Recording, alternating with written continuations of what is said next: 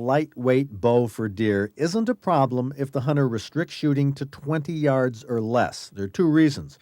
One, the arrow will maintain enough velocity to guarantee sufficient penetration to kill the deer humanely. And two, a reasonably good archer can maintain accuracy within 20 yards.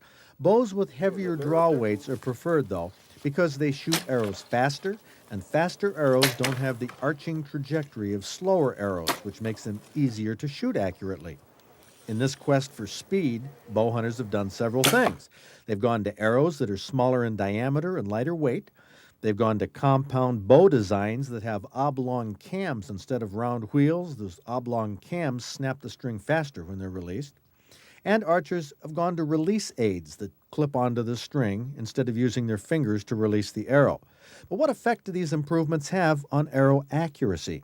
The Easton Aluminum Company, which dominates the market with aluminum arrows, produced a video where a variety of bows and arrows and releases were photographed shooting arrows in super slow motion. Let's just look at three of these. First, a bow shot with fingers.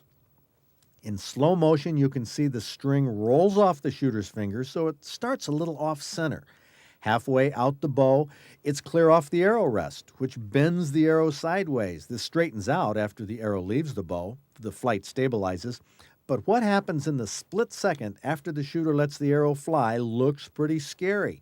With that kind of stress on an arrow, you can see why the shooter has to release the arrow consistently every time. Otherwise, accuracy will be inconsistent. Now let's take a look at a cam bow, the fastest type on the market today. We'll solve the sideways motion of the string by using a mechanical release aid. But oblong cams on a compound snap the string so fast at the beginning of the acceleration that the arrow actually bows up vertically.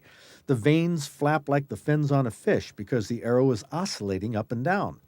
With heavy draw weights and cams, the arrows have to be matched perfectly with the bow, or that fast acceleration will bend an arrow way out of shape in the first few inches of travel, and a mismatched arrow won't shoot accurately. Now, the third example, a heavier, larger diameter hunting arrow shot with a release aid. This is close to perfect arrow travel without warping or bending.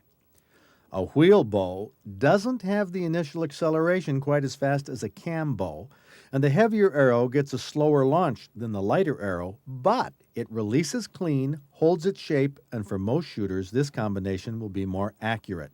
Now, all three of these can be accurate. The kind of equipment you choose is up to you, as long as it's tuned and balanced and you stick within the limitations of penetration and accuracy.